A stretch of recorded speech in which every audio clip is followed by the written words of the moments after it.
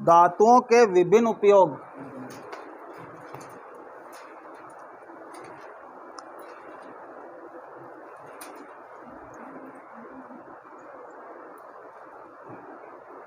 उपयोग व तथ्य, यानी कि वो उपयोग नहीं है लेकिन वो बात ध्यान में रखने की जरूरी है हमारे लिए।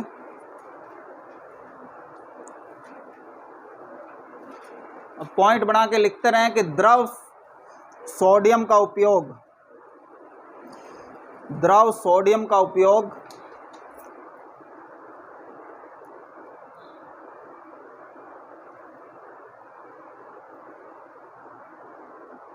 नाभिकीय संयंत्रों में,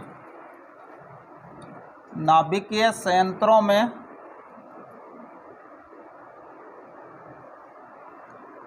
शीतलक के रूप में किया जाता है। शीतलक, शीतलक के रूप में किया जाता है।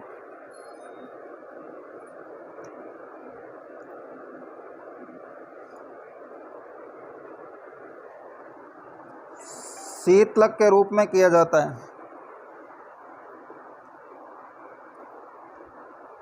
अब जो परमाणु भट्टी होती है, उस परमाणु भट्टी के अंदर जो न्यूक्लियर रिएक्शन होती है, उस न्यूक्लियर रिएक्शन से जो है बिजली बनाई जाती है। ठीक है, एक तत्व होता है जिसका नाम होता है यूरेनियम, इसको आप धातु भी कह सकते हैं। ये यूरेनियम जो है, इस यूरेनियम को तोड़ा जाता है, जिसको कहते हैं नाभिकीय विखंडन। और इस नाभिकीय जब विखंडन जब होता है तो इस नाभिकीय विखंडन से बहुत सारी गर्मी निकलती है, हीट निकलती है खूब सारी। वो जो हीट निकलती है, जो गर्मी होती है, उस गर्मी को अगर कंट्रोल कर लिया जाए, जब तो वो क्या होती है, वो उसको बोलते हैं, उस कंडीशन में तो बोलते हैं परमाणु भट्टी। अगर आपने उसको कंट्रोल कर लिया, और अगर आप उसको कंट्रोल नहीं कर पाए तो अब इसी को बोलते हैं परमाणु बम या एटम बम। एटम इंग्लिश में परमाणु को कहते हैं, तो परमाणु बम उस चीज को कहते हैं। ठीक है, अब बात यह है कि परमाणु भट्टी में कंट्रोल कैसे किया जाता है। तो परमाणु भट्टी में जो कंट्रोल किया जाता है, वो परमाणु भट्टी में कंट्रोल किया जाता है इन शीतलकों के द्वारा। शीतलक के रूप में हालांकि द्रव सोडियम का इस्तेमाल ही नहीं होता है, और भी बहुत सारी चीज़ों का इस्तेमाल होता है। ये आप ऐड कर लें ताकि आपको यहीं ध्यान रहे। हालांकि ये कोई धातु का उपयोग नहीं है, लिख लें। शीतलक के रूप में भारी पानी का भी उपयोग होता है। शीतलक के रूप में भारी पानी, हैवी वाटर।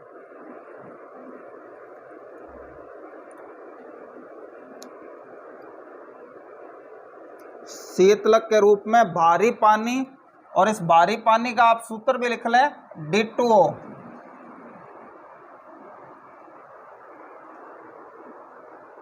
D2O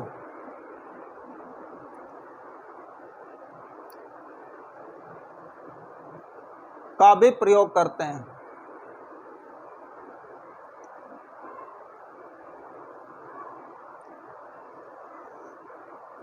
आप शीतलक होता क्या है, तो बहुत सारी गर्मी निकलती है, बहुत सारी हीट क्रिएट होती है।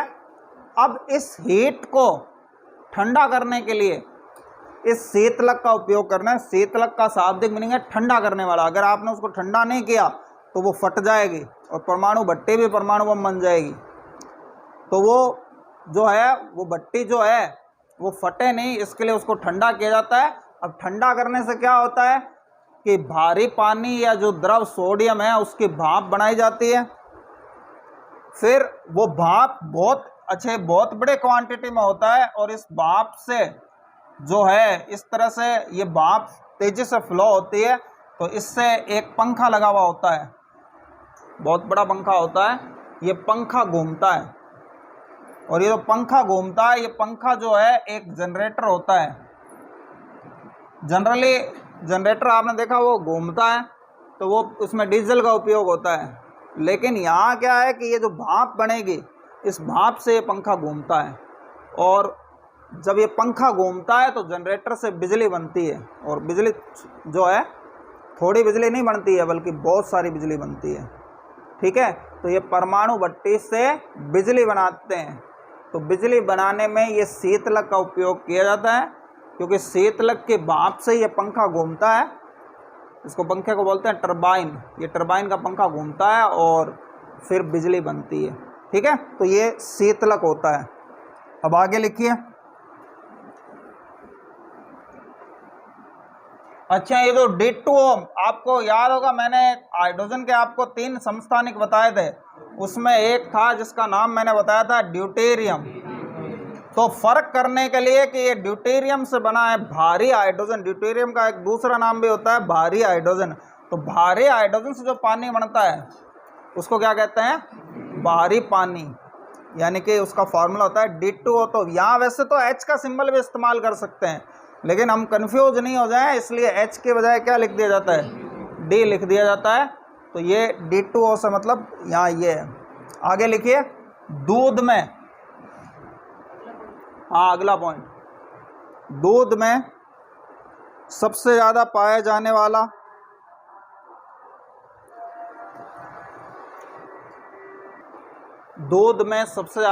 जाने वाला तत्व कैल्शियम है। चाहे धातु पूछे चाहे तत्व पूछे, पूरे 118 में से भी जो है कैल्शियम है, और धातु भी पूछे तो कैल्शियम है सबसे ज़्यादा पाया जाने वाला। ध्यान रखना तत्व की बात है। और अगर पूछ ले कि सबसे ज़्यादा पाया जाने वाला यौगिक कौन सा है दूध के अंदर, बताओ। दूध में सबसे ज़्यादा क्या चीज़ होती है? प्रोटीन होता है, हैं? वसा होती है।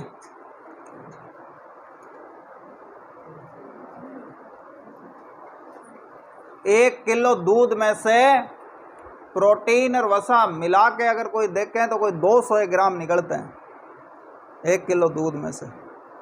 उसके अलावा अगर वसा को अलग करें तो घी को अलग करें तो वो और भी कम हो जाता है, मेरे ख्याल से 150 ग्राम निकलता होगा 1 किलो में से। ठीक है ना, एग्जैक्ट तो मुझे नहीं पता, अब ये प्रैक्टिकल क्योंकि चीज़ है तो देखी वही नहीं है। अरे दूध में सबसे ज़्यादा होता है पानी। यौगिक की बात करिए ना, पानी यौगिक नहीं है क्या? तो दूध में सबसे ज़्यादा होता है पानी। तो पानी का मतलब यहाँ यौगिक हो गया, इसमें 2 तत्व जुड़े हुए हैं। तत्व का मतलब एक अकेला जो सिंगल की बात की जा रही है वो। आगे लिखिए। शुद्ध सोना 24 कैरेट होता है।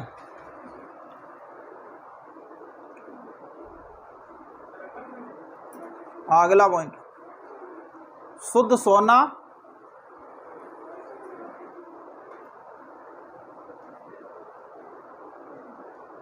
शुद्ध सोना 24 कैरेट होता है। फिर आगे लिखे 22 कैरेट सोने में, हाँ 22 कैरेट सोने में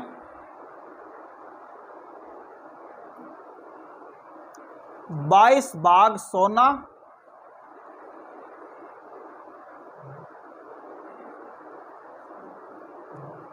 व 2 भाग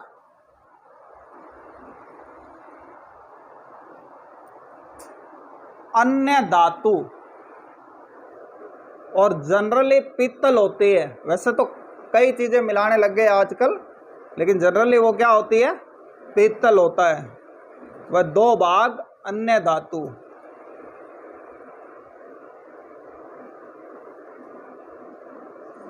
समझ में आई ना ये बात? इसका क्या मतलब है? देखिए जो शुद्ध सोना होता है, शुद्ध सोना पहले भी मैंने बताया था कि मुलायम होता है और भंगुर होता है, इतना मजबूत नहीं होता है। अगर गिरता है तो उसके टुकड़े हो जाएंगे 2। ठीक है ना? तो जिस तरह से कोई भी चीज़ है वो गिरने से टूट जाती है या उस पर चोट मारने पे टूट जाती है, तो सोना भी इसी कैटेगरी की धातु है, मजबूत नहीं है।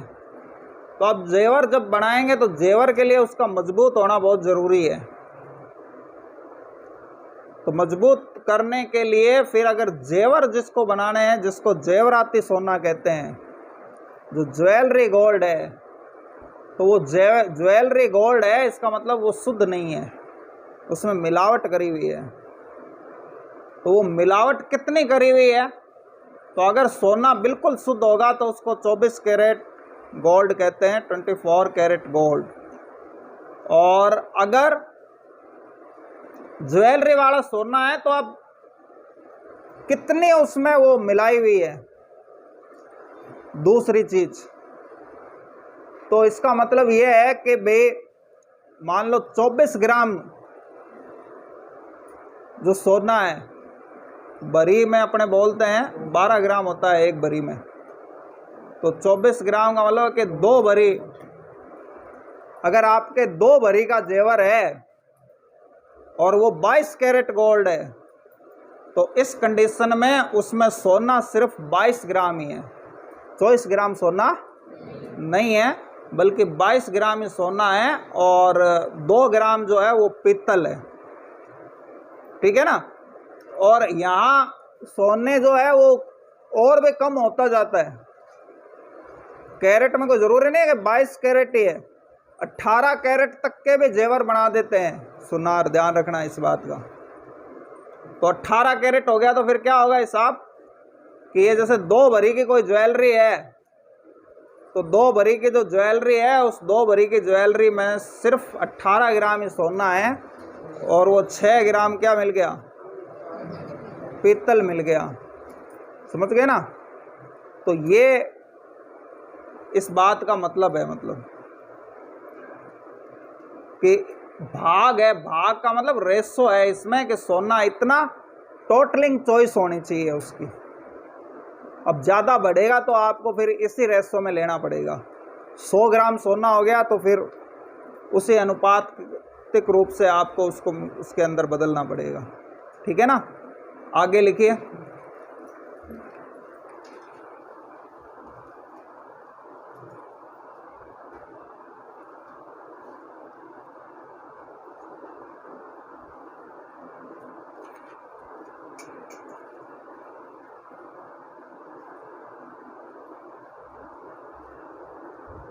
मानव द्वारा उपयोग में ले गए पहले धातु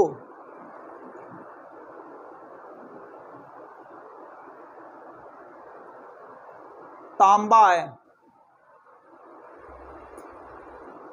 मानव द्वारा उपयोग में ले गई पहली धातु तांबा है, कॉपर। तांबे का दूसरा नाम है कॉपर, ज़्यादातर कॉपर के नाम से जाना जाता है साइंटिफिक तौर पे ये।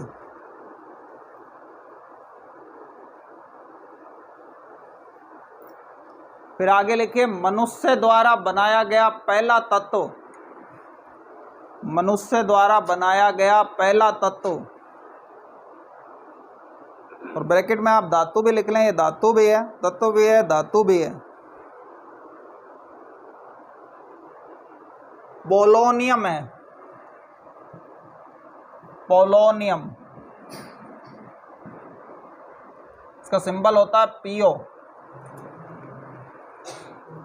पोलोनियम।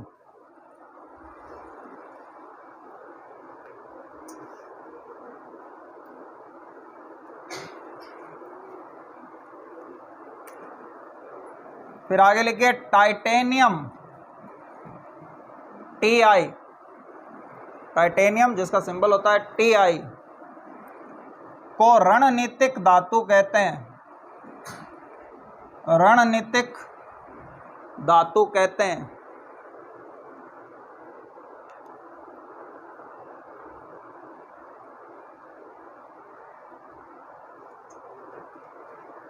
टाइटेनियम जो है वो काफ़ी मजबूत धातु होती है, तो ज़्यादातर हथियार वगैरह इसी से बनाए जाते हैं।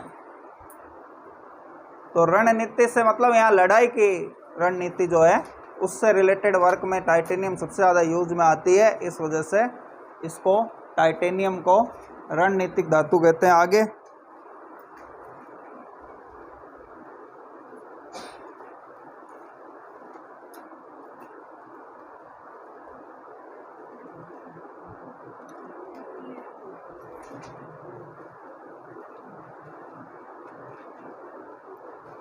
फिर आगे लिखिए सजीवों में, एडिंग लगाइए, सजीवों में,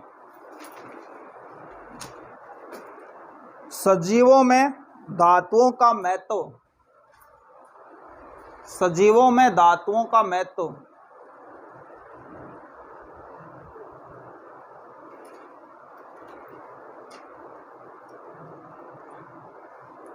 इसमें पहला लिखिए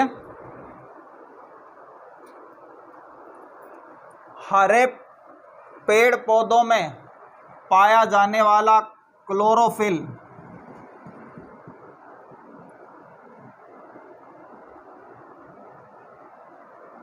हरे पेड़ पौधों में पाया जाने वाला क्लोरोफिल। और ये ध्यान रखना ये पत्तियों में होता है, इसलिए इसका नाम, पर्ण मतलब पत्ते और हिंदी में नाम होता है, यह हरा होता है इसलिए हरित, तो पर्ण हरित। हरे पेड़ पौधों से मतलब मेरा सिर्फ उनकी पत्तियों से मतलब है, किसी और चीज से नहीं है। क्लोरोफिल मैग्नीशियम धातु का एक यौगिक है, मैग्नीशियम धातु का एक यौगिक है।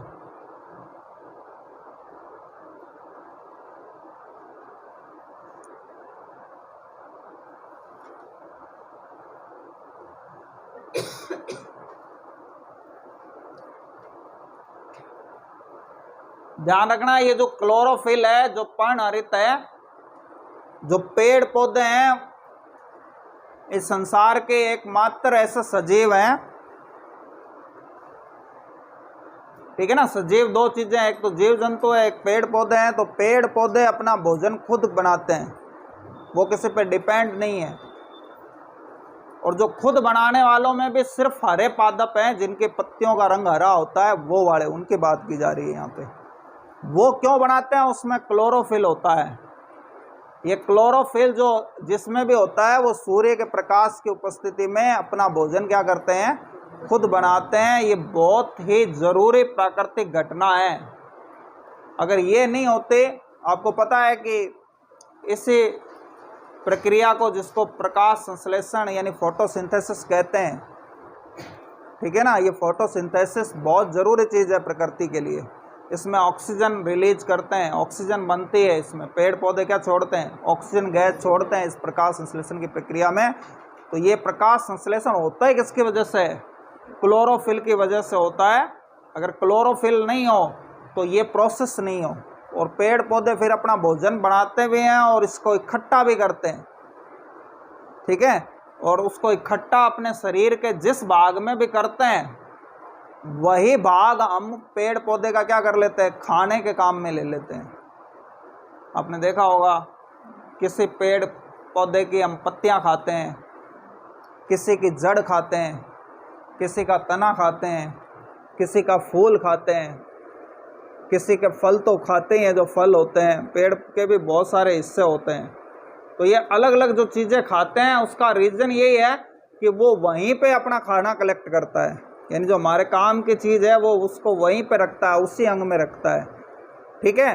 तो वो काम की चीज़ कैसे बनी? वो इससे बनी है, ध्यान रखना। ये क्लोरोफिल उसके लिए उत्तरदायी है। और क्लोरोफिल क्या है? धातु से बना हुआ एक यौगिक है, ठीक है। फिर आगे लिखिए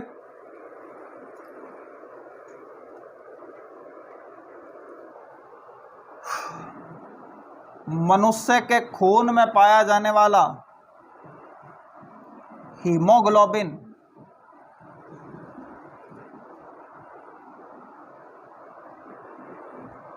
मनुष्य के खून में पाया जाने वाला हीमोग्लोबिन, जिसके कारण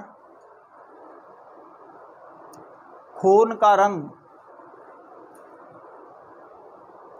लाल होता है, खून का रंग लाल होता है।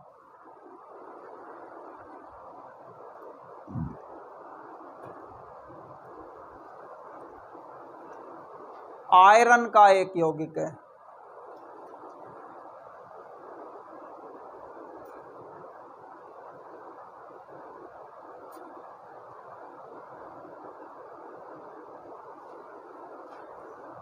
फिर आगे लिखिए आयरन हमारे शरीर में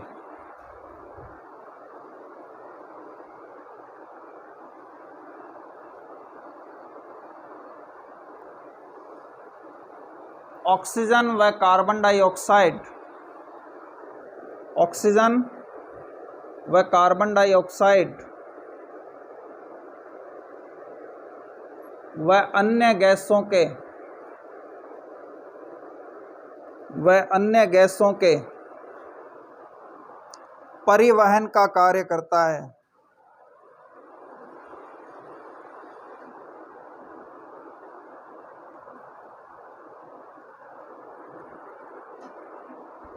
परिवहन का कार्य करता है।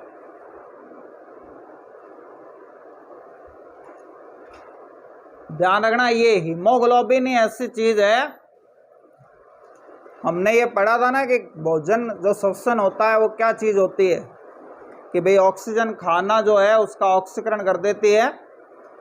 तो ये क्रिया कहाँ होती है? कोशिका के अंदर होती है। कोशिका का एक पार्ट होता है माइटोकॉन्ड्रिया, वहाँ पे ये भोजन का ऑक्सीकरण होता है।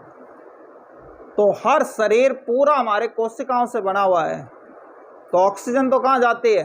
सिर्फ फेफड़ों में, ठीक है ना, उससे आगे एंट्री नहीं है ऑक्सीजन की। लेकिन फेफड़ों से ऑक्सीजन को बांध के और शरीर के सभी हिस्सों में जो ले जाता है वो कौन ले जाता है? खून ले जाता है, रक्त ले जाता है। और रक्त क्यों ले जाता है? क्योंकि रक्त में ये हीमोग्लोबिन होता है। ये हीमोग्लोबिन इस ऑक्सीजन को बांध के ले जाता है और कोशिका में ले जाके छोड़ देता है। और वहाँ कोशिका में हमने पढ़ा था कि श्वसन के दौरान कार्बन डाइऑक्साइड बनती है। उस कार्बन डाइऑक्साइड को कोशिका से पकड़ के और वापस फेफड़ों में ले आता है, जहाँ से हम उसको शरीर से बाहर निकाल देते हैं। तो ये आपको पता है सांस लेना कितना ज़रूरी है, कोई आपको बताने की ज़रूरत नहीं है। तो ये जो सांस लेने का काम है इस हीमोग्लोबिन की वजह से ही होता है। अगर ये कहा जाता है कि इसमें खून की कमी है तो इट मीन्स हीमोग्लोबिन की कमी है। और इसीलिए आयरन की गोलियां दी जाती है, क्योंकि आयरन की गोलियां दी जाती है तो ये आयरन का ही एक यौगिक है, बाकी मटेरियल हमारे शरीर के अंदर होता है तो ऑलरेडी, ठीक है ना। इस वजह से जो है आयरन की गोलियां, सरकार, ये खून की कमी की बड़ी समस्या है, इस वजह से सरकार जो है स्कूलों में भी ये होता है कि हफ्ते में एक बार या महीने में आयरन की गोलियां जो है खिलाई जाती है बच्चों को। तो उसका रीज़न ये है कि ये खून की कमी होगी तो ये सिस्टम सही ढंग से काम करते रहेंगे शरीर के। खून की कमी नहीं होगी तो मतलब। आगे लिखिए।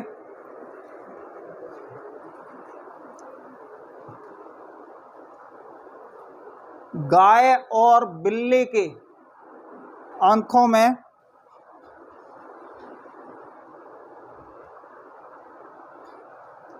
गाय और बिल्ली की आंखों में जिंक धातु उपस्थित होती है। जिंक धातु उपस्थित होती है।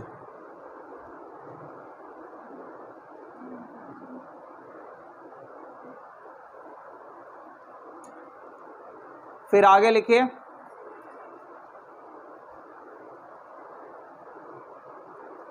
क्लोरोप्लास्ट, क्लोरोप्लास्ट में मैग्नीज, आयरन, क्लोरोप्लास्ट में मैग्नीज, आयरन व कॉपर, मैग्नीज, आयरन व कॉपर धातु उपस्थित होती है।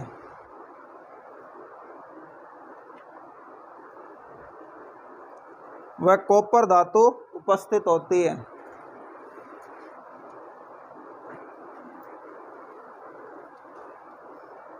लेकिन हमारी हड्डियों में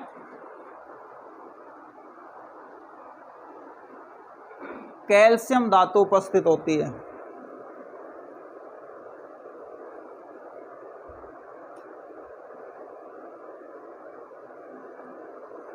कैल्शियम धातु उपस्थित होती है।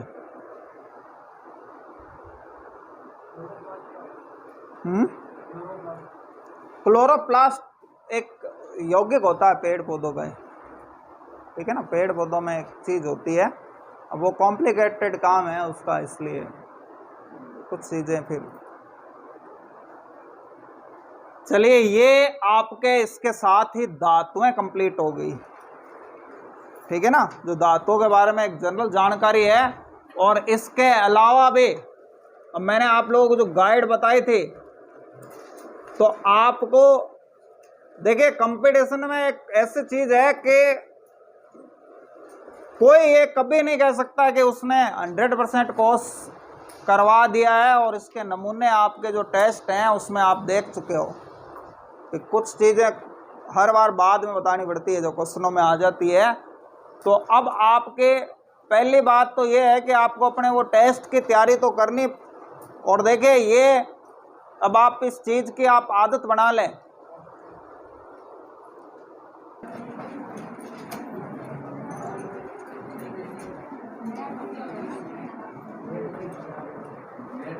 ए धातु नॉन मेटल, ए धातु या नॉन मेटल।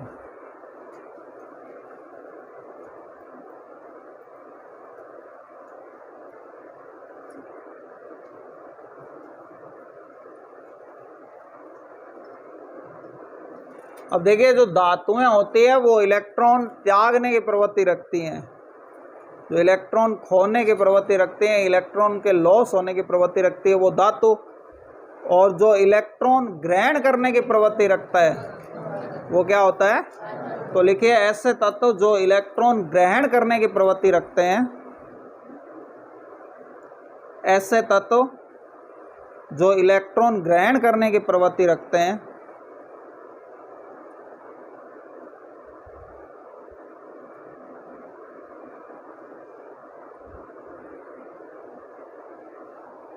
अधातु कहलाते हैं।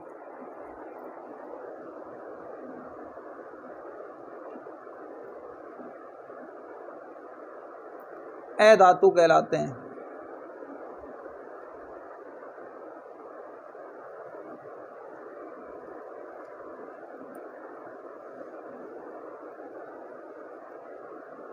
अच्छा, अब जो धातुएं होती है, धातुएं कैसी होती है, अवस्था कैसी होती है धातुओं की? ठोस होती है। तो धातुएं ठोस होती है। हालांकि यहाँ ये बात ध्यान रखना कि जो मरकरी है वो लिक्विड भी होती है, द्रव धातु भी है। तो एक धातु द्रव भी होती है, ठीक है। लेकिन जो अधातुएं होती है वो तीनों रूपों में मिलती है। अब देखिए ये इलेक्ट्रॉन ग्रहण करने की प्रवृत्ति रखते हैं, ये भी चीजें हम पढ़ चुके हैं कि ये Cl है, ये इलेक्ट्रॉन ग्रहण कर लेगा और क्या बना लेगा, इसके ऊपर क्या आ जाएगा। ये चीजें हम पढ़ चुके हैं, ये बताने की आपको यहाँ नहीं है, फिर भी लिख लो, आपको समझ में आ जाएगा कि ये ग्रहण करने का नेचर रखेगा, त्यागेगा नहीं। इसके बाद अब जो है ये जो अधातुएं होती है, तो ध्यान रखना ये तीनों रूपों में होती है।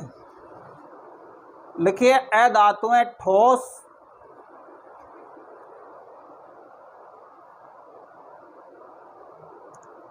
ठोस के बहुत सारे एग्जाम्पल हैं, इसलिए हम ठोस के एग्जाम्पल नहीं लिखेंगे। फिर लिखिए द्रव। अब जो द्रव के रूप में जो धातु पाई जाती है वो धातु पाई जाती है, वो कौन सी है? ब्रोमीन। आप इसका नाम लिख लें, ब्रोमीन। ये ब्रोमीन द्रव के रूप में पाई जाती है। तथा गैस, अच्छा गैसें भी काफ़ी हैं, आप जो है पढ़ चुके हैं। ये द्रव वाला एक रेयर एग्जाम्पल है। अभी हम इसका एग्जाम्पल जब मैं लिखाऊंगा तो आपको समझ में आ जाएगा कौन सी ठोस होती है। अब देखिए धातुएं तो मैंने बताया था 80 से ज़्यादा है, और हमने कोई 10-15 के बात की जो मेन है, क्योंकि 80 से ज़्यादा याद करना आप लोगों के लिए मुश्किल होगा और वो ज़रूरी भी नहीं है, इतना ज़्यादा पूछा भी नहीं जाता है। लेकिन ए धातुएं कम से कम आप याद रख लें, क्योंकि मैंने क्वेश्चन अभी पेपर जब बनाया था तो ये देखे थे, उसमें ये भी पूछा गया है कौन धातु है, कौन है धातु है, ये भी क्वेश्चन पूछे गए हैं। तो अब धातुएं तो 80 से ज़्यादा याद करोगे, उसके बजाय ए धातुएं जो 15-20 ही हैं उसको आप अगर याद कर लेंगे तो उसको याद कर लेंगे तो आपको इजी रहेगा। तो ये जितने भी हम ए धातुओं की बात करें तो सबसे पहले ये जो कार्बन है 5 नंबर वाला बोरोन, ये आपको मैंने 20 तक याद करवाए थे, उसमें बोरोन, कार्बन, फिर इसके बाद कौन है नाइट्रोजन, फिर ऑक्सीजन, ठीक है, और ऑक्सीजन के बाद फ्लोरीन के बाद नियोन, ये कंटिन्यूज है। समझ में आ गया ना। 5 नंबर से शुरू करते हुए 10 तक कंटिन्यूज ए धातु है। अब इससे पहले वाले की बात करें तो इससे पहले एक ए धातु है जिस हीलियम, और सॉरी एक और है 1 नंबर वाली हाइड्रोजन, ठीक है, हाइड्रोजन हीलियम। बाकी 5 से सीधा 10 तक के। इसके अलावा अब देखिए ये जो नाइट्रोजन है इसके ठीक नीचे फास्फोरस, ये भी आपको याद होगा 15 नंबर पे। ऑक्सीजन के ठीक नीचे सल्फर, क्लोरीन, ठीक है, और क्लोरीन के बाद में आर्गन। तो ये इतने धातु हैं। तो आपके 20 नंबर, 20 जो मैंने याद करवाए हैं उसी में से कितनी होगी 1 2 3 4 5 6 7 8 9 10 11। तो ये तो आपको याद है, ध्यान रखना है इस बात को। और ये धातुएं जो इनमें से थे वो भी हमारे बार बार काम में आ गई है, तो आपको धातुएं भी अब याद हो गई होगी। ये 20 तक याद करवाया था ना, तो इसका वो पहले याद करे होगा, कुछ बेनिफिट तो होगा यहाँ पे। अब इसके अलावा इस नाइट्रोजन के ग्रुप में तो ये चलो 2 ही है। इस ऑक्सीजन वाले में एक ये सिलीनियम है और ये हेलोजन में Br बता चुका हूं मैं अभी, और इसके साथ में I भी है। इसके अलावा ये वाली जो गैसें हैं इनमें बस ये इतनी है धातुएं हैं, ठीक है। ज्यादातर क्वेश्चनों में इनके सिंबल ही दिए हुए हैं, फिर भी चलो अगर कोई लिखना चाहे तो यहां तक तो हमने नाम लिख लिए हैं, ब्रोमीन का भी लिख लिया। ये Sc होता है सिलीनियम, सिलीनियम। पहले चलो उतार लो, फिर आप नाम के लिए एक एक लाइन छोड़ के लिखना है इनको।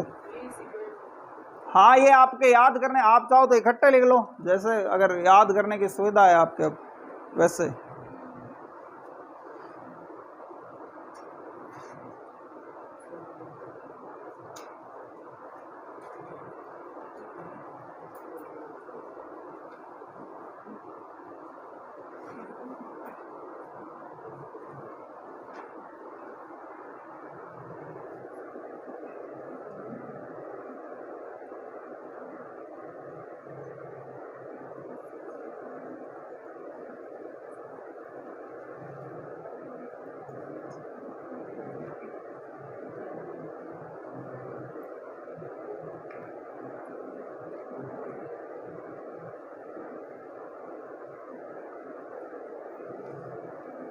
नाम लिखने के लिए जगह छोड़ देना आप, चाहे आप दाएं बाएं छोड़ो या नीचे छोड़ो उसके। ये सिलीनियम, Sc का नाम है सिलीनियम।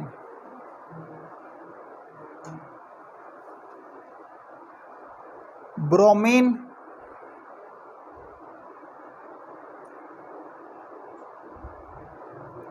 क्रिप्टॉन,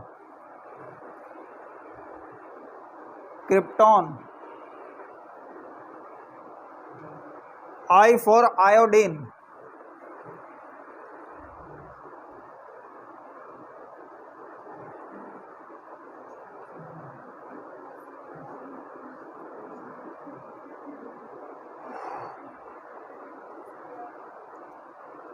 फिर XA जीनोन, जीनोन, और RN रेडोन।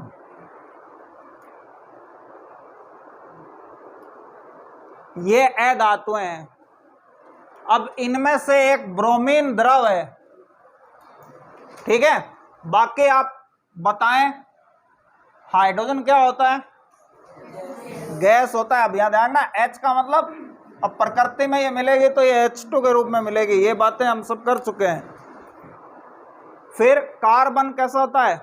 कोयला, ठोस, नाइट्रोजन, ऑक्सीजन, फ्लोरीन, गैस, ठीक है ना। ये सब के सब गैस, इस रेडॉन को छोड़ के ये सारी गैसें हैं। ये रेडॉन ठोस है, इनका नाम ही निष्क्रिय गैस है, ध्यान रखना। फिर इसके बाद में फास्फोरस ठोस होता है, सल्फर भी ठोस होता है, क्लोरीन भी गैस है, सिलीनियम भी ठोस होता है और आयोडीन भी ठोस होता है। तो आप एक काम करो, जो गैसें हैं ना उन पे गोले बना लो और यहाँ लिख लो कि भाई ये जिस पे भी गोला बना हुआ है वो सब गैसें हैं।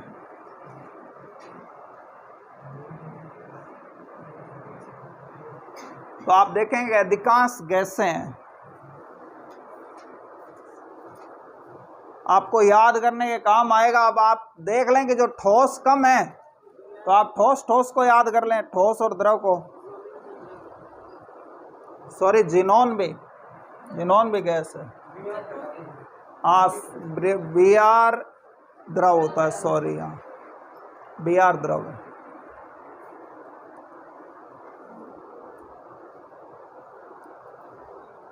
तो द्रव की बात करें तो एक Br है, और ठोस की बात करें तो ये कितने बच गए? 1 2 3 4 5 6 7। अब एक और बात याद रखना कि 3-4 ऐसे हैं जिन पे विवाद है कि वो अधातु है या नहीं है।